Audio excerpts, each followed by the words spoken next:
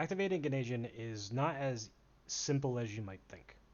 And the reason for this is because you can activate in all sorts of ways, and there are inherent risks and rewards behind specific types of activations. This is why at the low to mid level, shoulder activate is something that a lot of players do all the time. And it's a very hard habit to break the higher level you get, and I am a perfect example of someone that still does this way too much. But there are all different types of ways that you can activate. Activating off of 1, 2, 3, activating off of, being full screen away, activating off of, crouching medium kick. There's a lot of different situations and potential opportunities for you to activate that have different risk reward, and I want to go over all of them for the beginning players. 1, 2, 3 activate is the most common way that players will start to try to learn to activate. And the reason for this is because they're practicing all of their combos off of 1, 2, 3. Now, 1, 2, 3 as a target combo is negative, but it also cancels into shoulder, right? So you can either activate off of 1, 2, 3, or you can activate off of 1, 2, 3 shoulder. There are inherent risks when you activate with 1, 2, 3. And when you're activating like this, you have to be very close to your opponent, and light punch is high and low parryable. So if you're doing stuff like dive kick 1, 2, 3, which is a very common tactic, at a very low level or mid level to get your activation in and allow you to start your pressure or combo, it doesn't always yield the best results. And the reason for this is because it is high-low parryable. So if your opponent reads that you want to activate and they, parry after this dive kick, you're going to end up getting screwed because you're going to get parried on that first hit, you're going to get thrown, and then depending on the situation, you're either going to eat set play from a character, or you're going to just be put in Okizeme or back in the corner, or whatever the particular situation may be. So having your way of activation coming off of something that is high-low parryable is an extreme risk because of the variability in decisions that your opponent can make in regards to like how they want to deal with you. And because it requires close light punch as opposed to far light punch, it's very distance dependent. So the proximity that you're at against your opponent means that most players are most commonly going to be going for something like this to activate at this range. 1, 2, 3 activate can be red parried. Right? So when you are activating Geneijin, or you're looking to use 1, 2, 3 against your opponent in general, you have to be very aware that your opponent can aim for this red parry. And they can do it whether it's on the end of the 1, 2, 3, or they can do it on the 1, 2, 3 shoulder. Right? They can aim for the parry on the shoulder. But in general, the idea that this thing can be easily red parried if the opponent trains it enough is a reason, or should be reason enough for you to not want to use this as a way of activation, because you're risking the first hit getting parried in a lot of situations, and then you're risking the last hit, whether it's with a shoulder or not, getting red parried. So as a player learning Yun, it's inevitable that you're going to be using this a lot, right? However, it's important to learn that there are varied timings for which you can do 1, 2, 3. There's immediate, and then there's slow. So slow and immediate all have different cadences. And since red parry only has one frame basically where you can go from block to parry to get it correctly, doing slow version versus fast version will screw with your opponent. It's the same thing with shoulder. You can do 1, 2 shoulder, which doesn't combo, and it can screw up a red parry attempt. But because it doesn't combo, you do put yourself in a situation where a blue parry can happen, and it's not usually the best decision that you can make, but something like this instead is more than viable. Going for like 1-2 and then low short shoulder or low medium kick shoulder, etc. So all in all, the risk reward for this is still relatively good, because if you get this, regardless of if they block or not, you're still very close to them. So you can start with a high or a low, right? So off of 1-2-3, you can immediately combo into a high. Oops. You can immediately go into a low, whether it's crouching leg kick or crouching medium kick. So if your opponent blocks this and you activate and they want to guess parry afterward, it's a 50-50. And you can also just straight activate and go right into Zempo, because you're close enough that just tapping forward will get you into range for it.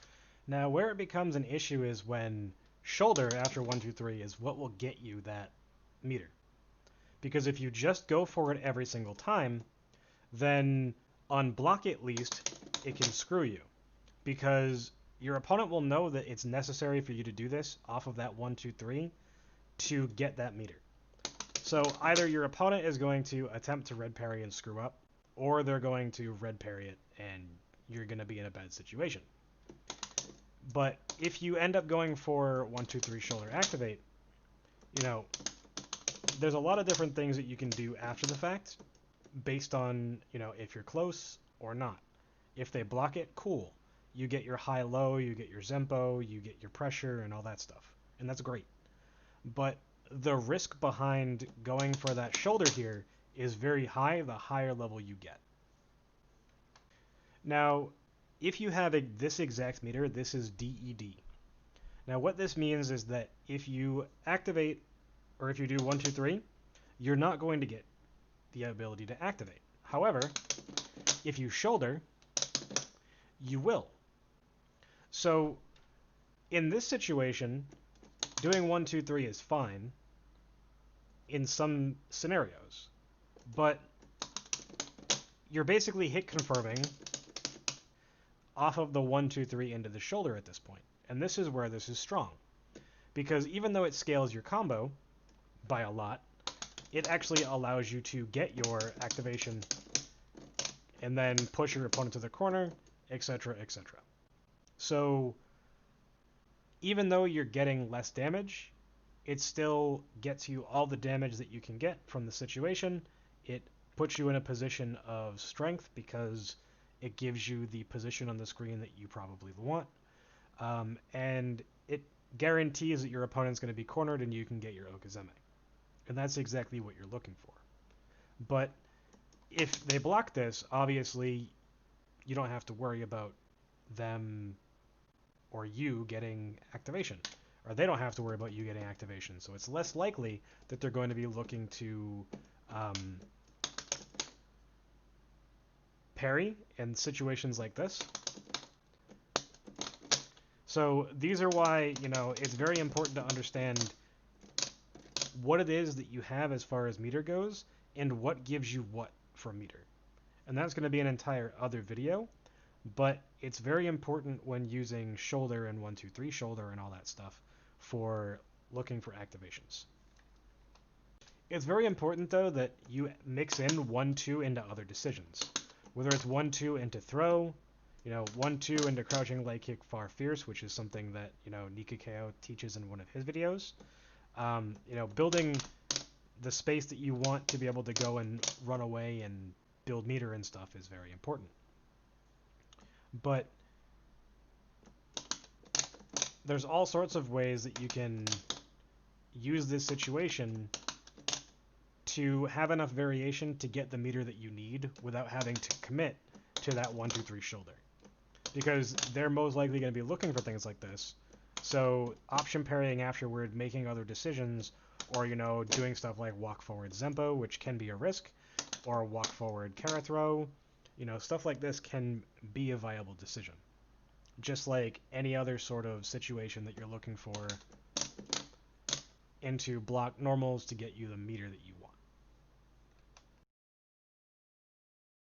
One of the largest double-sided swords for Yun activation is the far shoulder activate. Basically, in order to do something like this, you have to be very deceptive with how you're going about it. You know, walking back and forth, neutral jumping, jumping back with buttons, whiffing buttons, all these sort of things are ways that you can hide your intention while keeping the spacing that you're at, and seeing how your opponent reacts. So you can be looking to build meter and make decisions, all while, you know, basically baiting them into a false sense of security in their positioning, because some players are going to be able to see this and then parry it. Because it's really not that hard from as far away as it is. Online it can be very difficult, but on a cabinet, it's not something that you see all that often. It's much more common, however, to see stuff like this. Now, the reason why this is much more common is because there's all sorts of ways that you can go into a shoulder. You can do stuff like crouching light kick, close standing medium punch, far medium punch delay shoulder also works. You have most notably close standing heavy punch, because on block close standing heavy punch gives you some of the most meter that you can get. Into another blocked shoulder gives you quite a bit of meter as well. So this is something that a lot of players may do as a way to force the opponent to block and then give them an activation off of that blocked shoulder and stuff. So it's a little bit difficult for me to explain the positives and the negatives of this, because the positives are a lot higher than the negatives, at least off of the light punch shoulder. But shoulder is just like close standing light punch, is high and low parryable. So if your opponent is just randomly guest parrying a neutral, or they're guest parrying after your buttons or whatever, unless you have the proper delay or whatever, if you're just going straight, you know, cancels, then it's very likely that you're going to get parried. So that is one of the biggest downsides. But when you activate off of, you know, this sort of a situation, you're going to be in the exact same situation. Exact same situation that you were off of 1, 2, 3, in which you're basically in the ability to go high and low, and you can go overhead, you can go walk up Zempo, you know, there's a lot of different things that you can do. It's literally the exact same situation, just not off of 1, 2, 3 shoulder, just using shoulder by itself. So the negatives is more from the far stuff, because it's a lot more reactable with the heavy punch and the medium punch shoulder. But if your opponent is seasoned enough, or they like to parry in general too much, it can be a huge risk to go for the shoulder.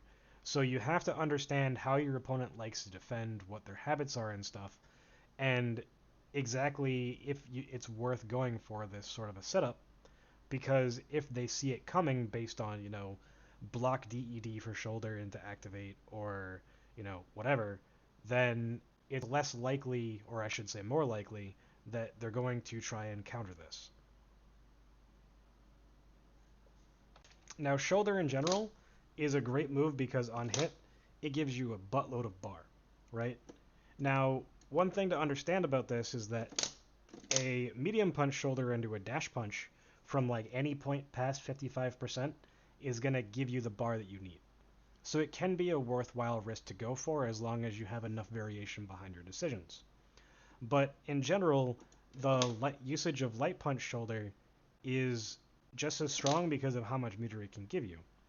You know, empty jump light punch shoulder, you know, empty jump low short shoulder. You know, if your opponent is trying to jump away, the shoulder may hit them. So like if you do the low short and they think that you're going for like tick throw, something like this may take them by surprise and hit them, which will allow you to get that dash punch and continue after that.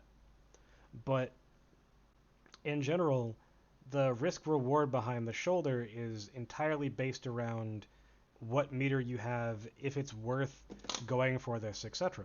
Because even though this is safe on block, you technically can make other decisions. You know, you have the ability to go into low medium kick, or standing heavy punch, you know, or immediately jump away, you know, or block. There's all sorts of different things that you can do.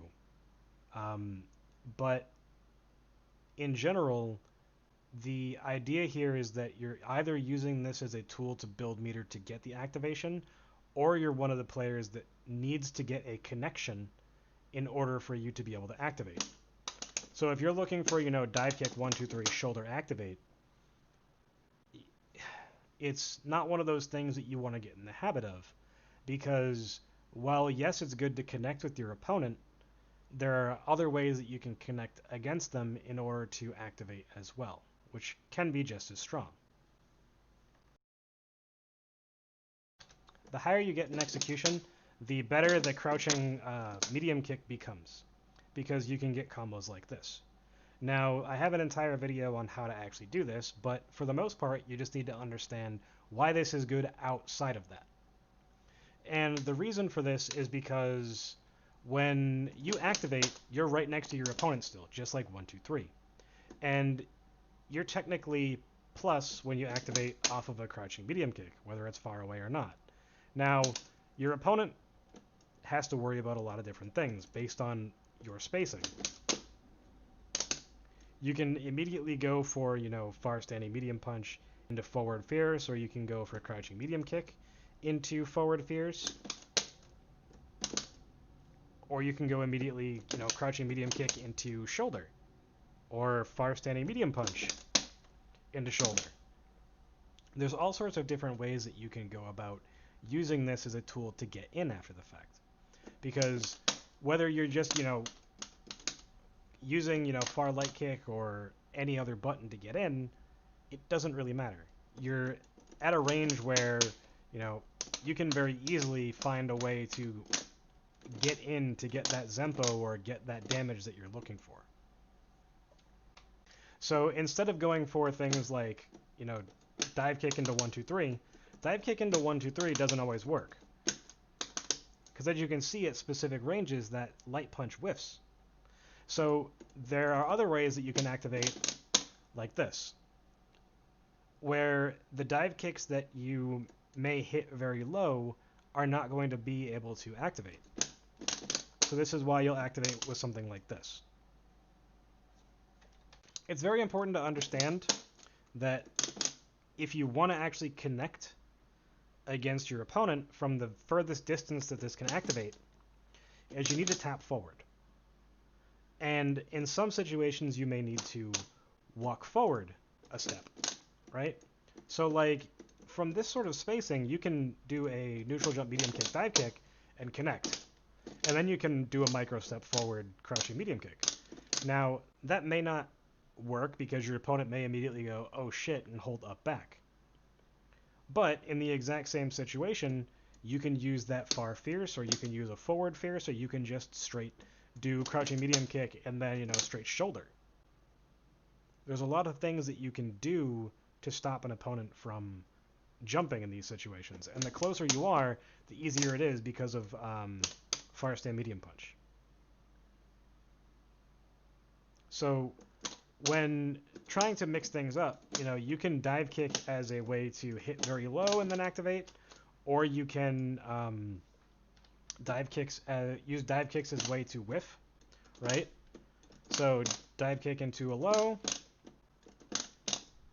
or you can, go dive kick into shoulder. There's a lot of ways that you can use these different tools in conjunction with one another, where, this might give you the DED for on block or whatever for activation, and it may be worth doing. But again, you put yourself at risk for that shoulder getting parried because it's high and low parryable. So because it's a blue parry, it's a risk, but it is something that you can do. But in general, you having the ability to do like crouching short into, activation this way, or 1, 2 crouching medium kick activate. There's a lot of different situations that you can put yourself in that will allow you to get the most out of using this as a way of activating. And it has so many different uses that without like spending an hour on it, it's going to be really hard to showcase why it's good in all the different situations, because in some cases it's good because of character-specific things. But in general, it's one of the strongest tools as far as opening your opponent up and ways of activating, because of the ability to do it up close and from very far away.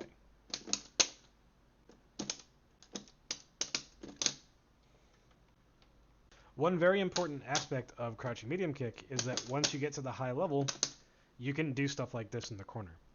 And crouching medium kick is low parryable only. So this leaves things like close standing medium punch and close standing medium kick as tools that you can use to deal with opponents that like to guess parry when dealing with activations. In order to activate off of close standing medium kick, you need to end in up forward. So it's a super jump cancel. So it's down forward, up forward, basically. Or quarter circle forward, up forward. Now it's a cancel, so it's very important that you do this fast. However, on block, you immediately get the high-low that you would get off of 1, 2, 3. And on hit, you get an absolute buttload of damage. So when you hit your opponent with this, you can very easily corner carry from most situations on the screen, and it's great in the actual corner as it's the highest damage starter that Yun has for activating.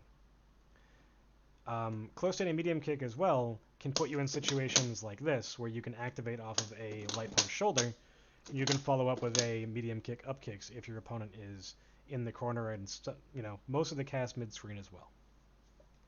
One of the reasons why close standing medium kick is so important is because of the proximity at which it works at. It works from relatively far away. But the most important aspect of it is that it's another thing that your opponent has to worry about when they're getting up. So if you knock them down, they have to worry about close standing medium kick as a way of activating.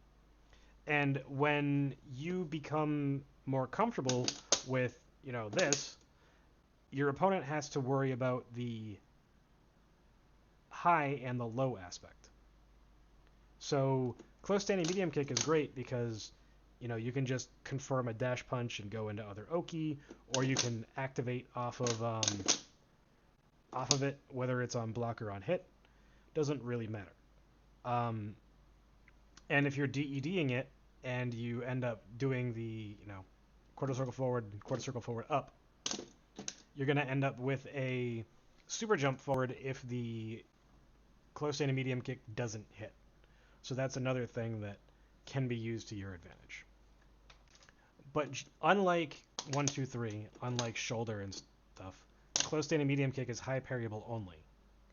So your opponent has to worry about whether it's dive kick or close crouching light kick into close standing medium kick as a way of activation, or just as a Oki tool.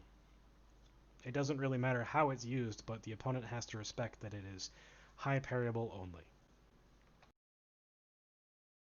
Medium fierce, back fierce can be comboed after by just pressing standing medium or heavy punch after the fact. It's relatively strong.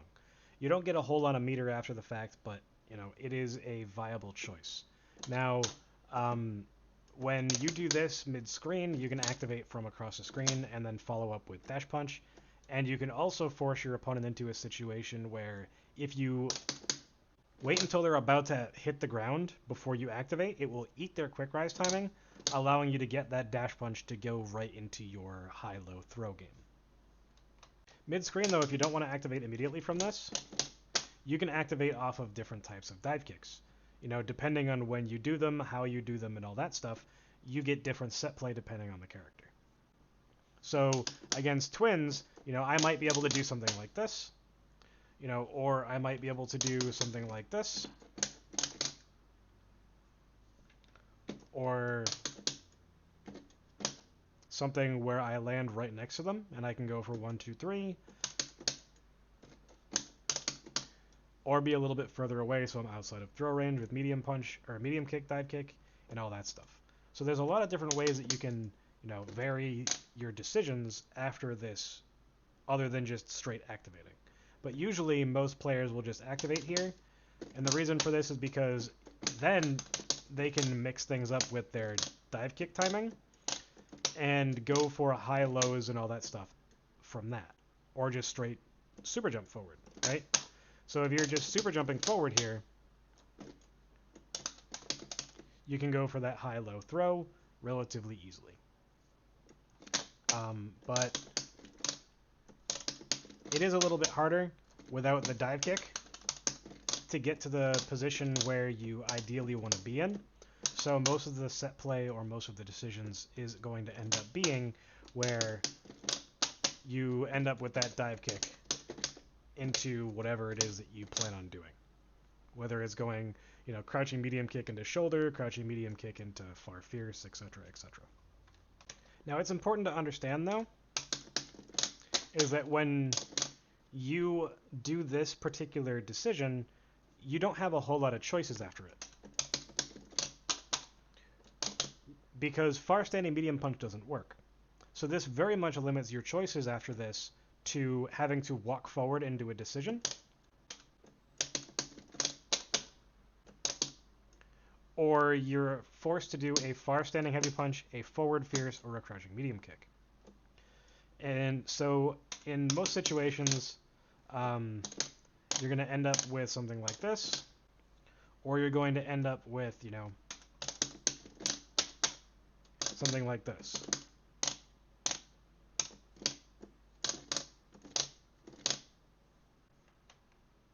But just like 1, 2, 3, there are two different timings.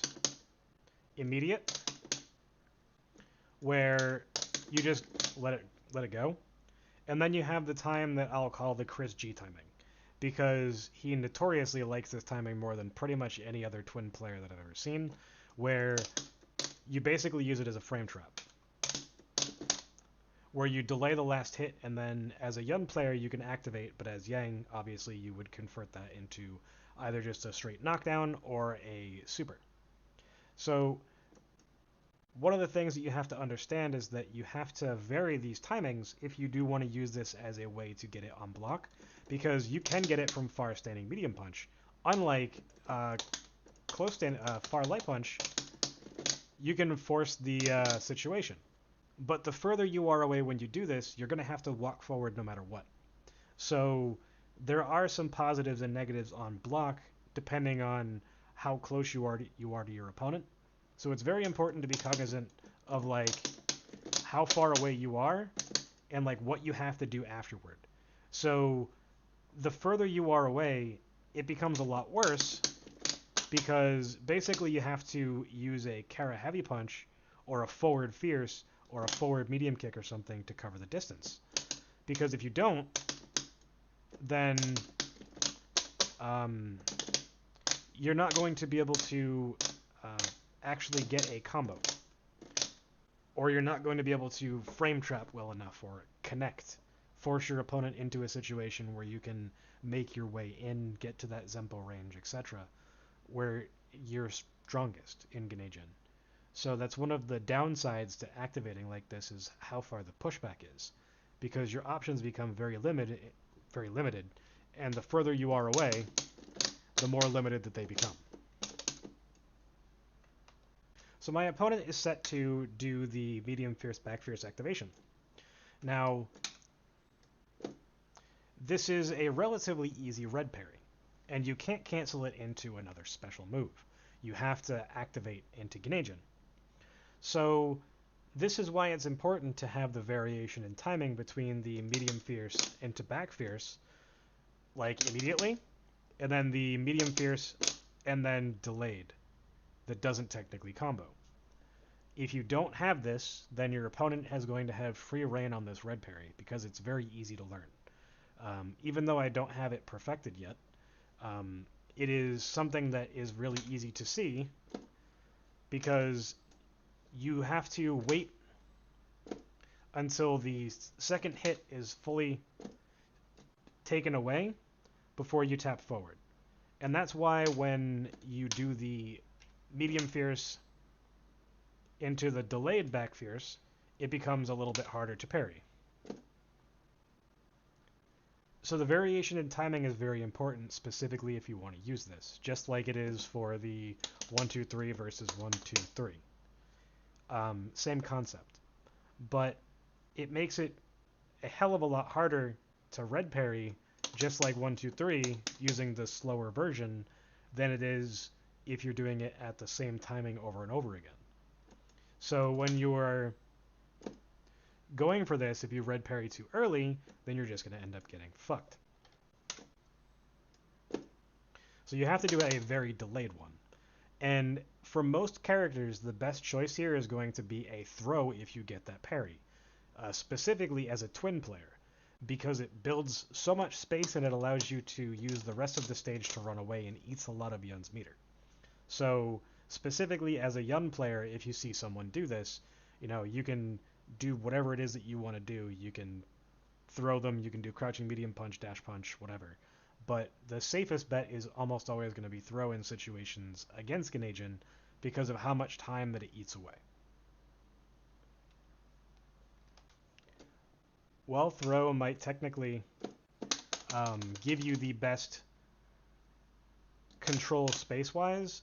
It may not always be the best decision because there are choices that you can make on your own regardless of the character that you're playing. Because back fierce is very negative. Yun can do stuff like this. Dudley can do standing heavy kick into EX machine gun blow. So throws that do get you and push you far away may give you the best time control. There's definitely benefits to hitting your opponent, obviously, as well. Getting the knockdown, forcing them into a bad situation. But when you're just learning to deal with stuff like this, throwing is not the worst thing in the world if your brain defaults to that. So as long as you are varying your timing between these two timings, you'll have more than enough ways that you can activate against your opponent from far medium punch and all of that stuff. But just like I said before, it's the same risk as 1-2-3, just from a little bit further away. So let's take a look at the corner first.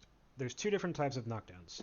There's a throw knockdown, which leaves you under the timer, and then there is a dash punch knockdown, which leaves you right next to your opponent. You are very unlikely to get a up kicks knockdown unless it's against very specific characters. So this is an option, but it basically puts you at the same spacing that a dash punch would.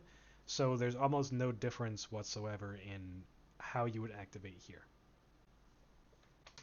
So the major difference here is that off of throws, if you activate from here, your opponent has to respect a lot more.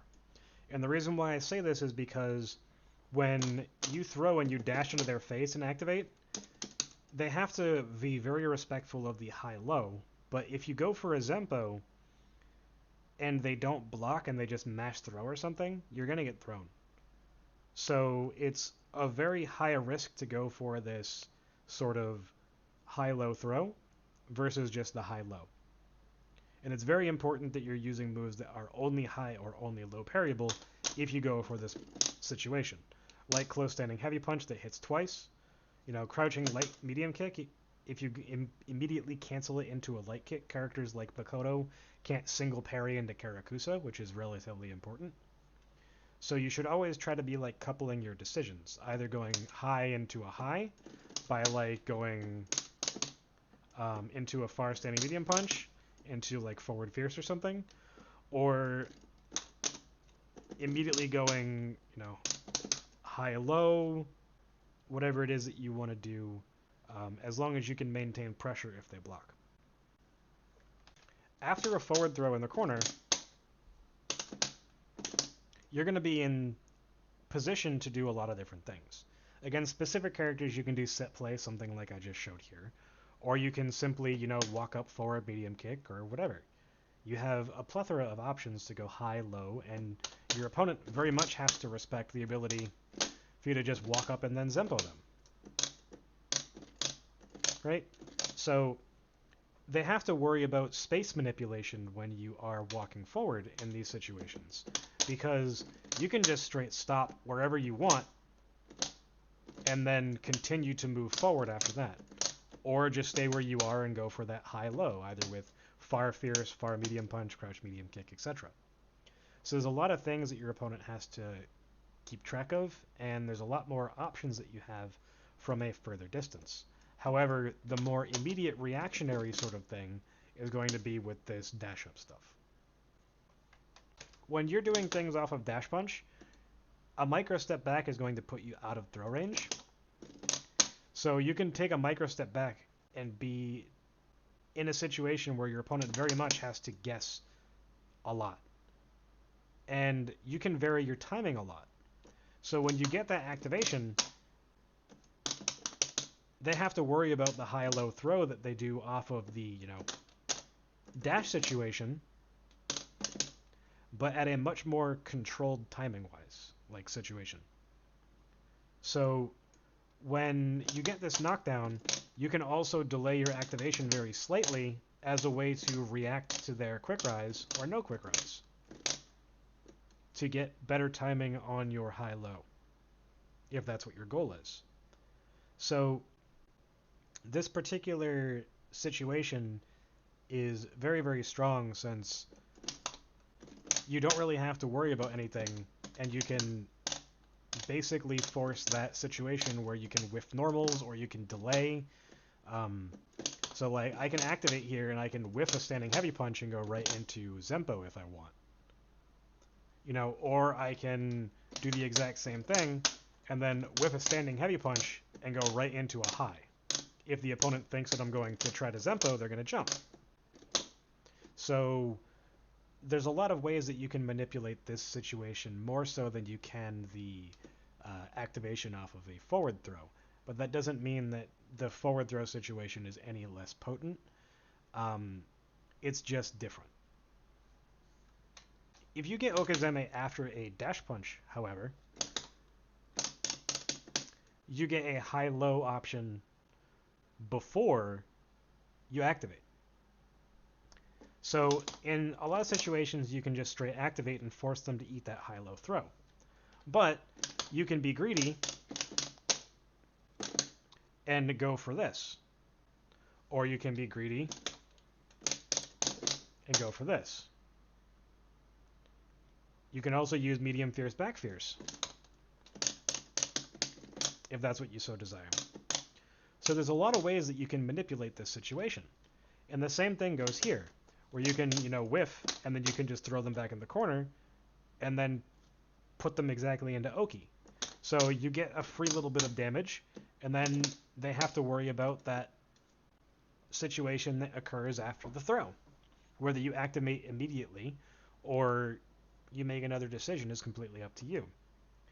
But in general, there are two trains of thought for Okizeme, and that is the I'm going to activate immediately after I get my knockdown, and then the I'm going to make you guess between my high and low way of comboing into an activation.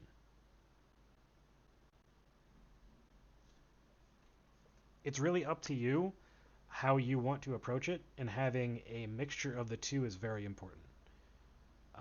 And trying to have as little tendency to always force the high is important, because even though your opponent may get up and you may not combo here, you may combo them with a high after the fact, because they're like, okay, they want to combo off of the low, so they're going to do a low parryable move, either crouching light kick or crouching light punch.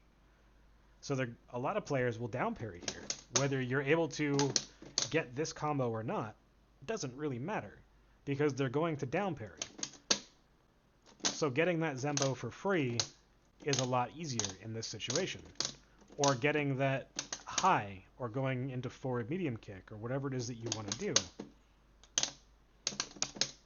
Right?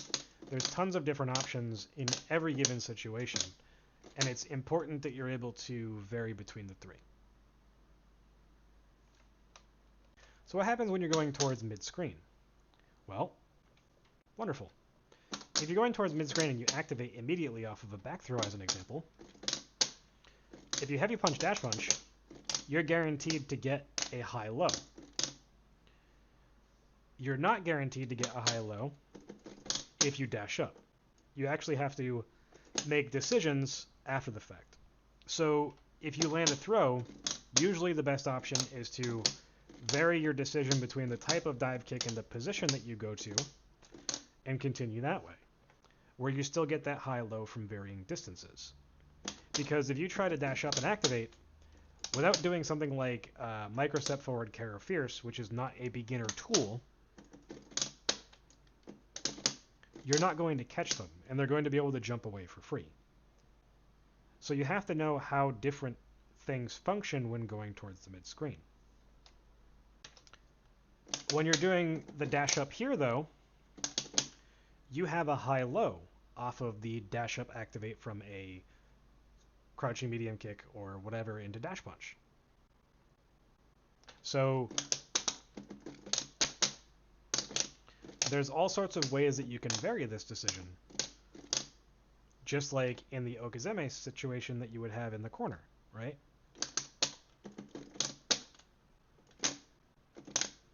It all depends on how your opponent likes to defend. And it's the same thing off of, the light punch version as well, except it's a little bit less varied because you only really have two choices in the crouching medium kick and far fierce, unless you are walking up after the fact, which is a viable option in a lot of cases because your opponent may try to jump away. But understanding the difference between a dash punch and a forward throw matters a lot, because the choices that you make very much are different. So there's two things that can happen if we do crouching medium kick activate after Gazesho, where the dash punch doesn't hit and I'm able to get thrown, right? Or it will hit too many times and I will get thrown.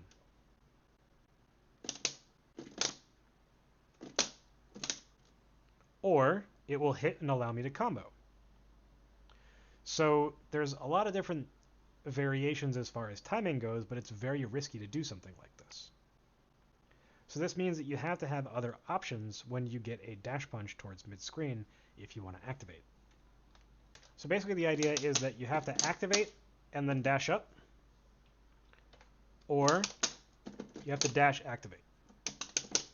And both of them are essentially the same thing, except if you dash activate, you use less time in your Geneijin. Now, it's a lot easier to continue with the dash activation versus the activation dash, because as you can see, Yun's already halfway through his throw before he gets hit by that crouching medium kick. So your opponent is very easily going to be able to make a decision. Ken can wake up super or whatever. But it's a little bit harder when you do the dash activate. Oops. Because when you dash up like that, you essentially get a guaranteed meaty. And your opponent has to worry about, are you going to actually meaty? Or are you going to walk up and Zempo? Right? So there's a lot of different things that they have to worry about. There are option selects that can help them deal with the situation, but those option selects also lose to other things. Like if they try to guard jump, they're just going to lose to a slightly delayed heavy punch or a shoulder or whatever. So they have to be very cognizant of what decisions that you're going to make can be, because a lot of things lose to a lot of things in this situation. And it's very character dependent. Every character gets up at different, quick rise timings, so it's something that you're going to have to experiment with against a lot of different characters based on what your actual preference is and all that stuff. You don't even have to activate after you dash up, you can make other decisions as well. And these change based on, the character that you're playing against. But you can also, go for dive kicks into like crouching medium kick, stuff like this, if that's what you want to do as well. Both of them are, viable choices. And then obviously, you have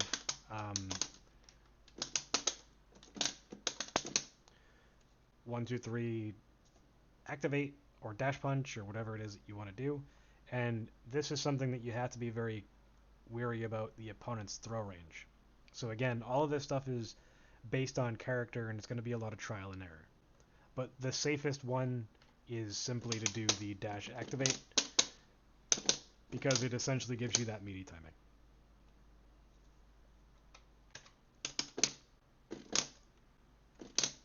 As you can see here, Yun didn't quick rise.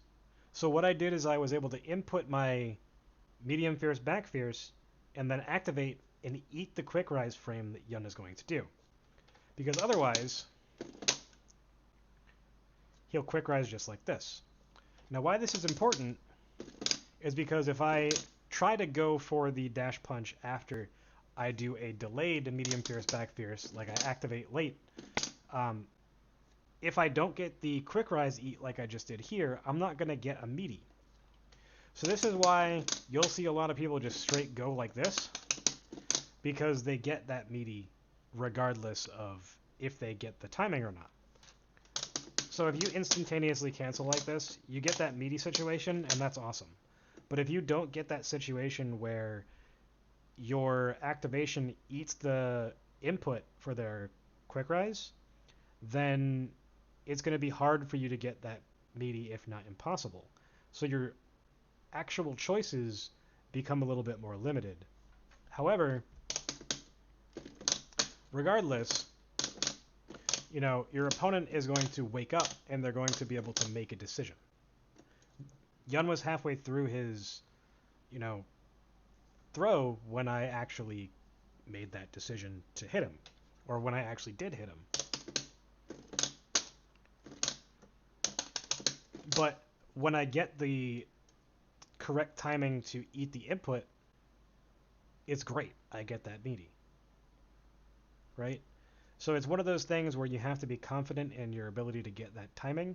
And if you aren't, you have to be okay with the ability to just sort of dash punch up. I didn't want to actually eat it that time. And go for the high-low situation, because if they throw immediately, they're not going to get anything. But this is another situation where, a Ken could wake up super or something like that, and it may hit you. So you have to be extremely cognizant of that as well. And just like the dash punch, you can vary your spacing depending on which dash punch you use, right? You got medium and heavy. So even if you instantaneously cancel, you can use medium to sort of still get that timing that you want, but be able to take a step forward to actually see if they quick rise or not, which lets you change what you're going to do based on the situation.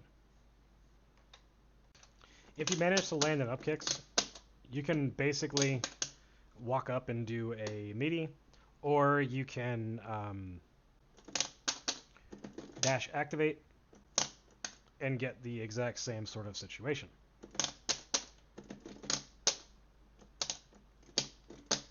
Right? So it doesn't really matter how you go about this. Pretty much every time that you land an up kicks against an opponent, whether it's 1, 2, 3 up kicks or up kicks in general, you're going to be able to get that immediate meaty situation. Which is why, personally, if I have the meter and I land this, I don't want to do this, right? I want to do the up kicks and then activate, so that I get that situation that forces the high-low rather than the dash punch situation, which is relatively the same, but there's slightly higher chance that your opponent can defend against it versus the up kicks one, because it's not a true meaty in the sense that, yeah, you can go high and low, but they're very far away and they can guard jump relatively efficiently. So if you can help it and you do land a Zempo when you have whatever, if you're looking to activate, then just use up kicks. Activating across the screen is dangerous, but it's one of those things where sometimes you absolutely have to do it because it just makes the most sense. Your opponent has to stop what they're doing and completely think about how to stop you from getting in, and that's why you have a lot of different ways that you can get in against your opponent.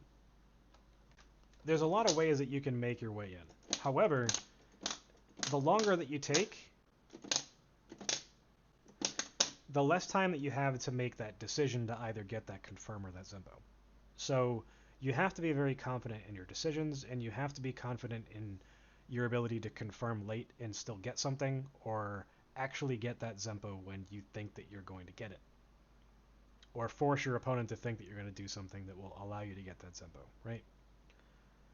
But how do you get to this situation to begin with? There's a lot of ways that you can traverse the screen, and let's go over some of them now. So the most common way that you're going to get in is with jumps. Either with normal jumps or with dive kicks. Now it's important to understand that varying your decisions is important because every character has different tools to stop you from doing stuff like this. So varying between, dive kick, something like this, there's a lot of ways that your opponent can deal with it. You have a lot of different ways that you can actually get in.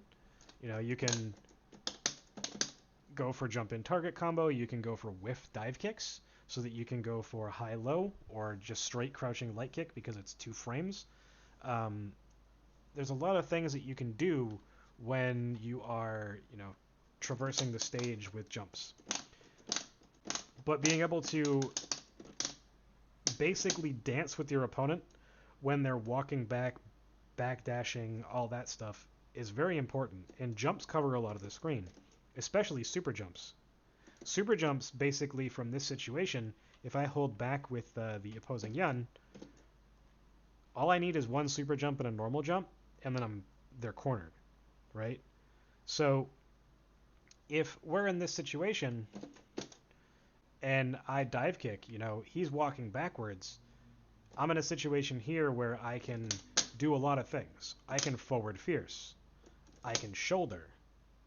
I can walk forward crouching medium kick. I can jump in again and then either whiff and then go for a Zempo, or whiff and then go for high-low. There's a lot of decisions that can be made. So your opponent has to think about a lot of things. So even though it's a risk to activate from afar, you have a lot of ways that you can actually get in and make a decision. As long as you have at least 3 seconds left on your Geneijin, you're going to be able to get that, Zempo, or you're going to get a basic combo that can do upwards of 50% of the opponent's life. So the risk reward behind this is very much in the favor of the Yun.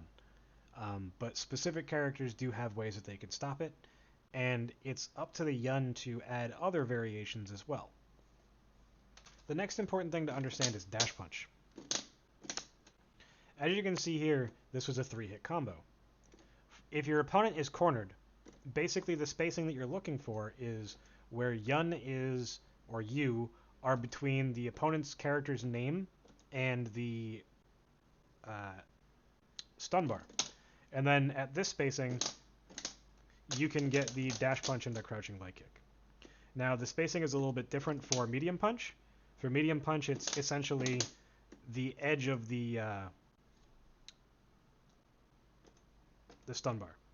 And this changes based on if your opponent can move forwards or backwards, if you have to do, Kara heavy punch, etc., etc.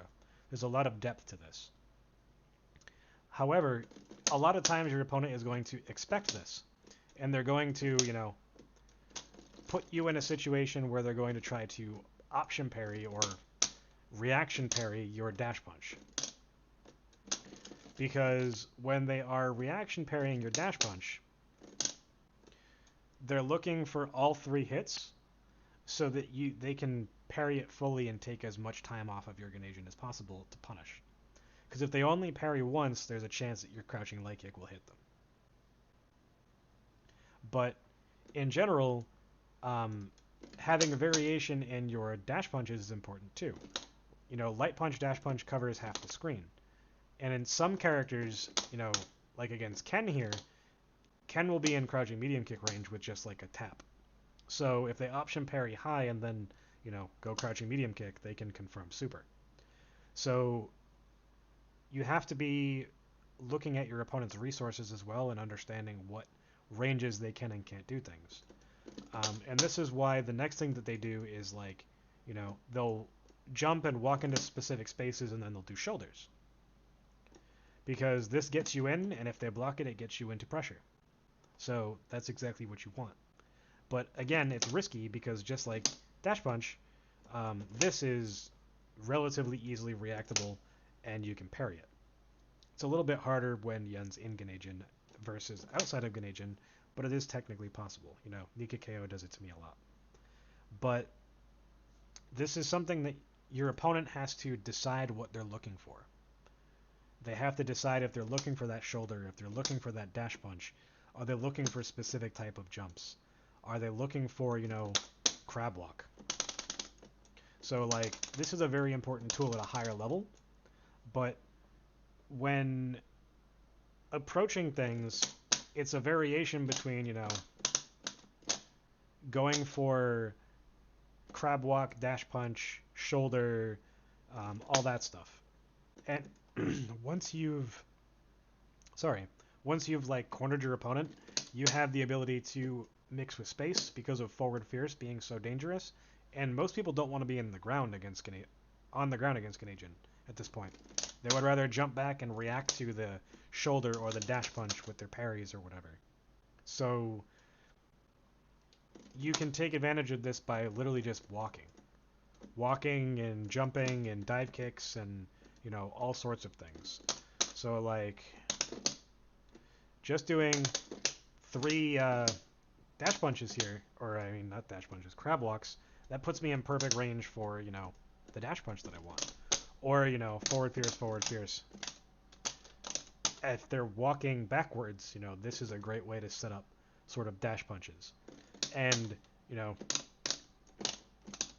you can very easily use this as a way to condition your opponent to sort of expect particular things and then go for other things. So it's all about the interactions between you and your opponent and what you're comfortable with doing to get to the point where you can get your damage in or get that simple block string into a Zempo or whatever it is that you as the Yun have your current goal as.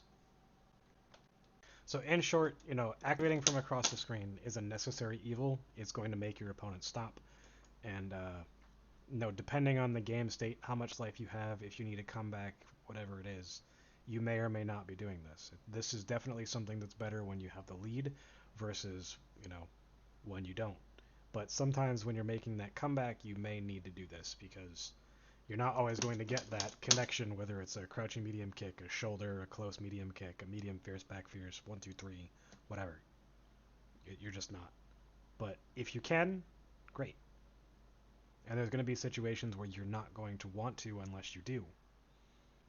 But otherwise, finding other ways to activate from across the screen safely is a very useful tool to have in your kit. And it's something every Yun needs to be able to do.